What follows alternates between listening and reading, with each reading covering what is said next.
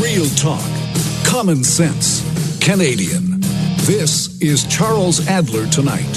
Here is Charles Adler. Now, this week's Greatest Canadian. No matter what kinds of guests, no matter what kinds of callers, no matter what kinds of texts, no matter what else happens on this program, this is always my personal favorite. This week's Greatest Canadian. Good evening, Canadians. I'm Charles Adler. It's another great night for Canadian common sense. A journalist in BC writes, when I think of celebrating citizenship, I think of Steve Nicklin. He's a Maple Ridge guy. Maple Ridge is in the lower mainland part of Metro Vancouver, who has been instrumental in finding used bicycles, fixing them for our local migrant farm workers. He saw a need and knew that he could help. But who is Steve Nicklin?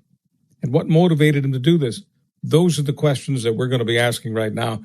Steve, welcome to the program. Thank you so much for joining us. Oh, thanks very much, Charles. So one journalist is saying, when I think of celebrating citizenship, they think of you, Steve Nicklin. We've just made you this week's Greatest Canadian. Are you having a good day so far? I'm having a great day. I think of myself as just one little spoke in the wheel, so to speak. So I'm very humbled to be on your show tonight. So before we talk about your desire to help so many of the good people who are in your area, because you're very, very close to some of the world's best fruit and veggies, and all these migrant workers, if they weren't there, there's no way that the British Columbia would be able to do the incredible trade that it does. So before we talk about what you want to do for migrant workers, can you talk a little bit about your passion for bicycles? Yeah, it started out, when I was a kid, I just loved tinkering with bikes and taking them apart. And my dad loved bikes as well, so we had lots of great rides together. And, it was my main mode of transportation to get to work around the city and, out to the Gulf Islands for trips with my friends. And it just kind of grew from there into a passion for mountain biking. And as time went on, I was kind of looking for another hobby. I thought, I got to get back to bikes. So I started collecting tools and working on them, and just found it was just a great way to clear my mind and to relax me. And I just loved it. So one day I saw an ad for the migrant farm workers and thought, hey, you know what? I can make my hobby something worthwhile and help these hard working folks out.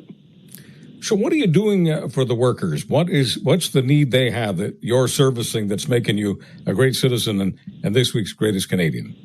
Well, when they get here, some of these farms are massive out in our area, and a lot of these workers are starting out traveling to plots of land in the dark on broken down old bikes is generally how they get there. And it also gives them just a way to get out in the community, to get groceries, to just tour around the town when they have a little bit of downtime. And I don't know, just seeing the conditions on some of the farms I visited, I was a bit concerned about these folks' well-being and sort of, what are we showing them as Canadians? The migrant farm program sort of worldwide, kind of gives us cheap labor. It's a lifesaver for these folks that are coming from other countries. But when you compare what they have to our standards of living, it's just embarrassing to me. And I really wanted to show them what Canadian hospitality was. And if I could make their life a little bit easier by fixing those bikes and providing good running bikes for them to get to work and get around town, then, sign me up. I want to be part of that. I want to show them what Canada's all about. So many of these migrant workers are coming from Mexico. They're coming from the Caribbean. They're coming from South America. Do you make friends with them? There's the language barrier. So I actually have what I call my handler, and he's 88 years old. His name is Dr. Roger Page, and he spent a lot of his career down in Mexico helping people down there as a doctor. And in his retirement years, what he does is he goes around to the farms at night, and with his little notebook, he speaks to them, hears their stories, and writes down what they need and spends his days shopping for them. And the one thing he was having trouble filling was bike requests. A lot of the bikes he'd get were broken down or not in good shape. So when I got to know Dr. Page, it was such an inspiration to me to see somebody at that age, on it with his cane, driving out to these fields, these farms, and sort of limping around in the dirt trying to talk to these guys. So he's my translator. So the stories I hear come through him because I don't speak Spanish. I wish I did, and the majority of the workers here in Maple Ridge Pit Meadows are Spanish. So, I guess that's another goal for me, is to learn how to speak the language. So many people are listening to this in different parts of the country and different parts of the world. They wouldn't think, I don't think, I'm guessing here a little bit, right? Just sort of running by the seat of my pants. But I don't think that most people listening right now would think that you were a corporate suit for basically a quarter of a century. Yeah, I was the IT director for a large Vancouver law firm. I had a great career, but unfortunately, as the years went on and I got a little older, I faced burnout with the job. IT is a tough gig. It's a young man's gig, in my opinion, and the demands of a successful law firm took its toll on me. And, there's some fault of mine for probably not dealing with that sooner, but fixing bikes was my escape. When I left that job, I thought, man, maybe I'll open a bike shop. I'll get back to sort of my roots of what I love. And in the end, I stayed on doing technology work. I work for a local library here doing interesting tech like 3D printers and virtual reality and neat stuff like that. But what I'm doing with bikes has become a big part of what I do, and I spend a lot of my spare time. Thank goodness I have a wife that's very understanding and very supportive, because I couldn't do it without her behind me. So you've gone from being a gorgeous downtown, one of these glass, everyone's seen them, one of these glass towers in downtown Vancouver, and you've got the corner office and you've got the big job and all of the perks, and you leave all that behind to help with some technical stuff in a local library, and you open up a bike shop. That's quite the transition. Well, I haven't opened the bike shop yet, but it's still a dream. For now, it's in my garage, and I'm doing the volunteer thing and helping people out as much as I can. And that's enough for me for now. There are people over the years who I've bumped into who have shown me all sorts of evidence, given me all sorts of charts, shown me, before and after shots of people who did what you did in the corporate world for many years, and then got into things that, shall we say, are much more altruistic. And it's always a success story. If I were to look at your before and after shot, would I be really, really impressed with the after? I think so. I'm much more happier. My temper's better. All those kind of things. I think my mental health is in a much better place than it was sort of when I was hitting a low with that job. And I think my kids have noticed that. It was them that sat me down one day. I came home from work and I was quiet, which I'm not quiet very often. And they said, Dad, what's going on? I'm like, I don't want to talk about it. And that night we sat down, and it was them that said, we're moving on. We're moving out of the house. We're getting married. Why do you need that job anymore? Why don't you chase something that fulfills you? And you're right. There's no looking back once you do that. It was the best move I've ever made in my life, and I'll tell you, it was the hardest move ever. It was a good job. I worked with good people, and it was hard to let go. Did you lose friends? No, actually, the key IT team that we built at the firm, I still keep in touch with. COVID has kept us apart, but we still connect on Zoom, and we're looking forward to having beers in the next month, hopefully. I ask because when someone does what you've done, when you step away from it, it sometimes challenges and even offends people who have no intention of stepping away. Yeah, I can't say I've experienced that, or if it's happened, they haven't communicated that to me.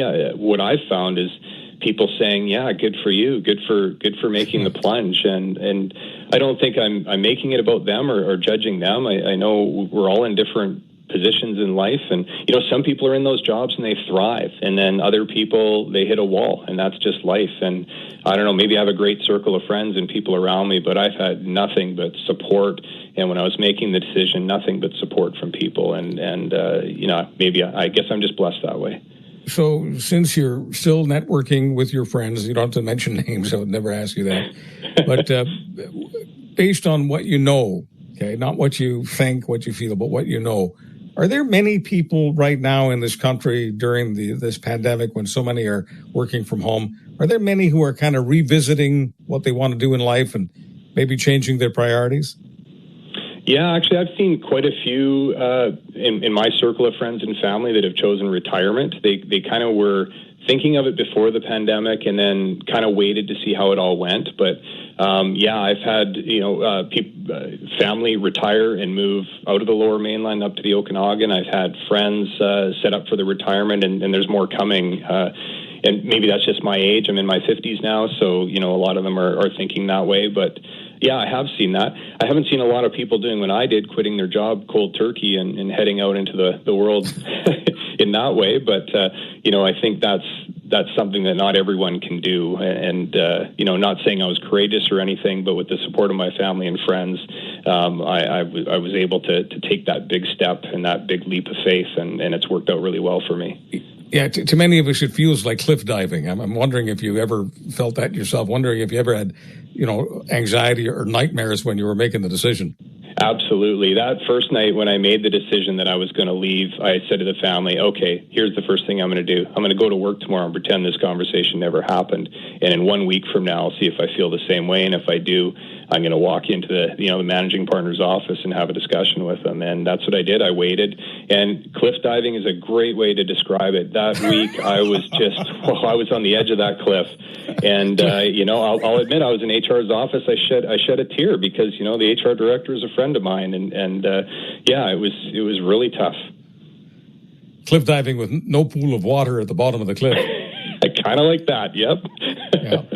Look, we've taken up too much of your time here, but just one last request, and I'm making it publicly, so therefore I don't expect you to turn me down, but I publicly ask you, on behalf of everyone at this National Kitchen Table, would you join our Charles Adler Tonight People's Panel and join us from time to time on conversations that you have a passion for? Absolutely. Steve Nicklin is this week's greatest Canadian, and that last answer was my personal favorite. Thank you so much, Steve. Thanks, Charles. Have a great night.